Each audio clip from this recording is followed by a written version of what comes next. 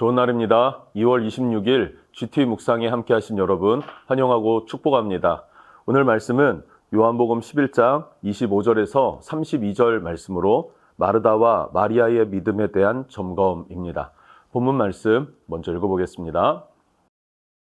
나는 부활이요 생명이니 나를 믿는 자는 죽어도 살겠고 무릇 살아서 나를 믿는 자는 영원히 죽지 아니하리니 이것을 네가 믿느냐? 주여, 그러하외다. 주는 그리스도시요 세상에 오시는 하나님의 아들이신 줄 내가 믿나이다. 이 말을 하고 돌아가서 가만히 그 자매 마리아를 불러 말하되 선생님이 오셔서 너를 부르신다. 마리아가 이 말을 듣고 급히 일어나 예수께 나아가매 예수는 아직 마을로 들어오지 아니하시고 마르다가 맞이했던 곳에 그대로 계시더라. 마리아와 함께 집에 있어 위로하던 유대인들은 그가 급히 일어나 나가는 것을 보고 곡하러 무덤에 가는 줄로 생각하고 따라가더니 마리아가 예수 계신 곳에 가서 배웠고 그 발 앞에 엎드려 이르되 주께서 여기 계셨더라면 내 오라버니가 죽지 아니하였겠나이다.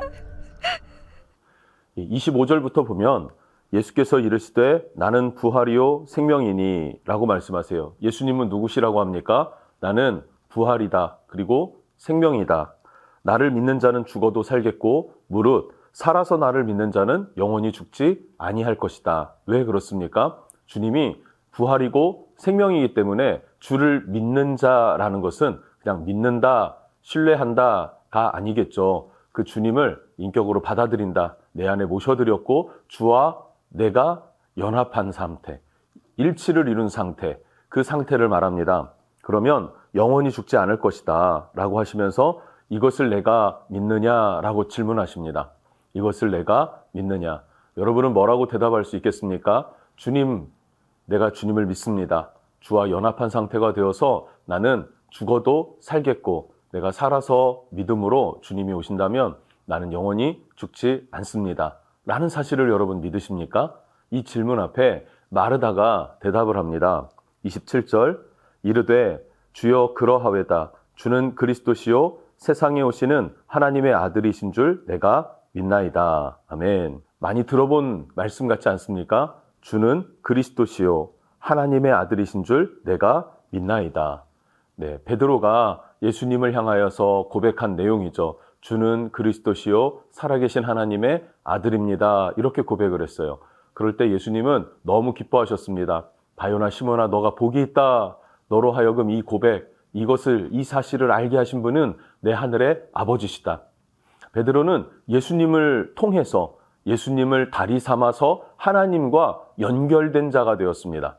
하나님이 지혜의 영을 부어주셨고 깨닫게 하셨고 베드로는 그것을 입으로 내뱉어서 주는 그리스도십니다. 하나님의 아들입니다라고 고백했던 거예요. 그런데 오늘 마르다가 동일하게 고백합니다. 주님은 그리스도십니다.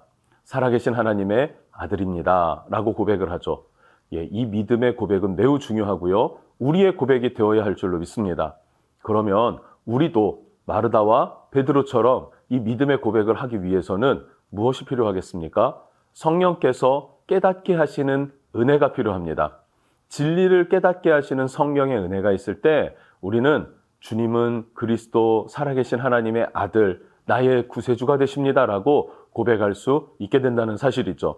오늘도 주님 앞에서 성령을 구하고 예수를 나의 주로 시인할 줄 아는 그런 믿음의 성도들 될 수 있기를 주님 이름으로 축복합니다. 28절입니다. 이 말을 하고 돌아가서 가만히 그 자매 마리아를 불러 말하되 선생님이 오셔서 너를 부르신다 하니 마리아가 이 말을 듣고 급히 일어나 예수께 나아가매 예수는 아직 마을로 들어오지 아니하시고 마르다가 맞이했던 곳에 그대로 계시더라.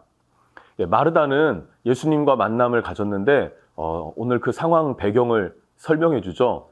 집 안으로 들어오신 게 아니었어요. 저 바깥에서 마르다가 마중 나갔었고 마중 나간 그 자리에서 예수님과의 대화가 있었습니다.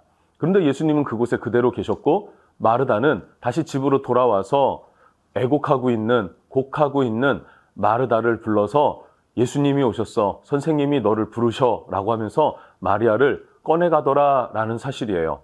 여러분, 주는 그리스도 살아계신 하나님의 아들이라고 고백했던 마르다는 자기 혼자 그 메시아 되신 예수님의 생명을 누리는 것이 아니라 죽음 앞에서 슬퍼하고 있는 마리아 자신의 동생을 이끌어내어서 주님 앞에 세우더라는 사실입니다.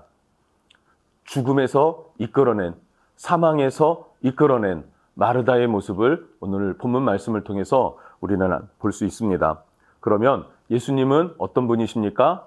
부활이요 생명이니, 죽음 앞에 슬퍼했던 마리아가 그 모든 슬픔 가운데에서 다시 용기를 얻고 또 새 힘을 얻고 다시 일어날 수 있는 힘은 어디에 있습니까? 부활이요 생명이 되신 주께로 나아갈 때 새로운 소망을 얻게 되는 줄로 믿습니다. 당연히 오라비 나사로를 애도하는 것, 그것이 나쁘다는 것이 아니겠죠. 충분한 시간을 가질 것입니다. 그리고 예수님 안에 위로를 얻고 소망을 얻는다 하더라도 한결 마음은 가벼워지겠지만 그 오라비에 대해서, 형제의 죽음에 대해서 그 여운은 분명히 남아 있었겠죠. 그러나 진정한 소망은 우리 주 안에서, 예수 안에서 다시 한번 얻을 수 있게 된다. 새 생명을 얻게 되고 새 소망을 얻게 된다라는 사실을 알 수 있습니다. 이것이 교회의 사명인 줄로 믿습니다. 마르다의 사명, 주는 그리스도 살아계신 하나님의 아들이라고 고백했을 때 나만이 아니라 주변에 있는 죽음 앞에 있는 많은 사람들을 다시 예수께로 이끌어내는 것, 그것이 이 시대 교회의 사명이라는 것을 다시 한번 생각할 수 있을 것 같습니다. 그리고 32절입니다. 마리아가 예수 계신 곳에 가서 배웠고 그 발 앞에 엎드려 이르되 주께서 여기 계셨더라면 내 오라비가 죽지 아니하였겠나이다 하더라. 마르다도 동일한 고백을 했었죠. 근데 마리아도 동일하게 이야기를 합니다.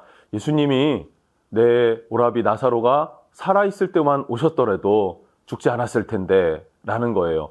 예수님이 방문하신 타이밍에 대해서 조금은 섭섭한 마음, 원망스러운 마음, 그런 마음을 우리는 느낄 수 있지 않습니까? 근데 이 모습이 우리의 모습 아닌지 한번 돌아볼 필요가 있습니다. 이미 우리는 주님께 큰 은혜를, 큰 사랑을 받았는데 그 주님께 조금 더 원하는 것들이 있어요. 그 이후에 벌어진 나의 상황과 환경의 절망 가운데 있을 때 주님이 지금 돕지 않으셨어. 지금이 주님이 도우실 타이밍인데 왜 가만히 잠잠하시지? 라고 하면서 시험 드는 일은 없는지 한번 돌아보면 좋겠습니다. 사실 사역하다 보면은 그런 경우가 의외로 많습니다. 저도 그럴 때가 있었던 것 같습니다. 여러분 어떻습니까? 여러분은 절망 가운데 주님이 돕지 않는 것으로 인해서 삐지고 시험 든 일은 없으셨습니까? 우리가 원하는 타이밍이 있는데요. 예수님이 원하시는 타이밍도 있다는 사실을 오늘 본문을 통하면 알 수 있습니다.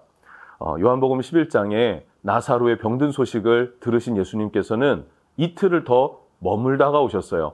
의도성이 다분히 보이지 않습니까? 왜 그러셨습니까? 주님이 원하는 카이로스의 타이밍이 있기 때문에 그렇습니다. 하나님이 일하시는 시간이 있기 때문에 그래요. 근데 그 시간은 우리의 시간에 맞춰져 있지 않고 하나님의 계획 아래 맞춰져 있습니다. 왜 그러냐면 그 결과가 확연히 다르기 때문에 그래요.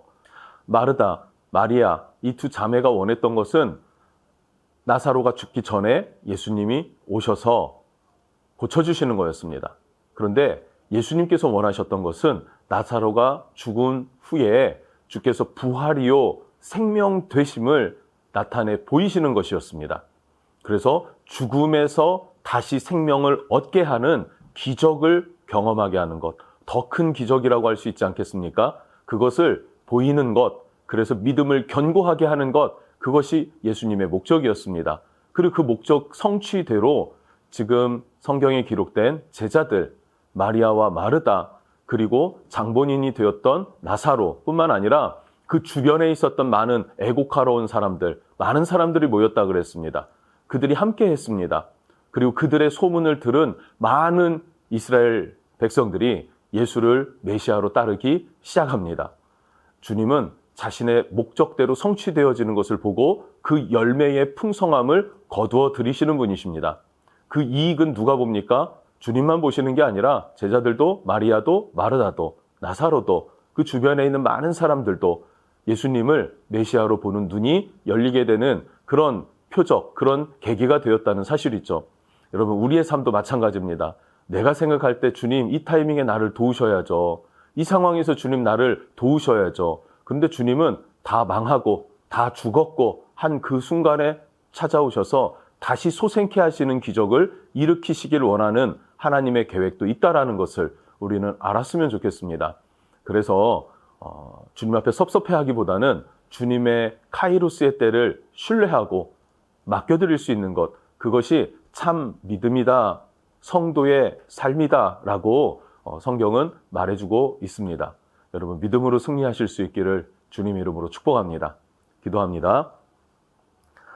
부활이요 생명이신 예수님, 그 주님은 우리의 관념적인 믿음으로 내가 주를 믿습니다가 아니라 나의 부활, 나의 생명이 예수님 안에 있습니다라는 고백입니다. 이 고백 또한 내가 내 의지로, 내 지식으로, 내 경험으로가 아니라 하나님께서 깨닫게 해주셨을 때 주는 그리스도시요 하나님의 아들이십니다라고 고백하게 되는 것이겠죠. 주님, 우리가 이 고백이 우리의 입술에서 있을 수 있도록 우리 믿음을 세워주시고 우리를 그렇게 교회로 부르셨으니 그 사명 잘 감당하게 해주십시오.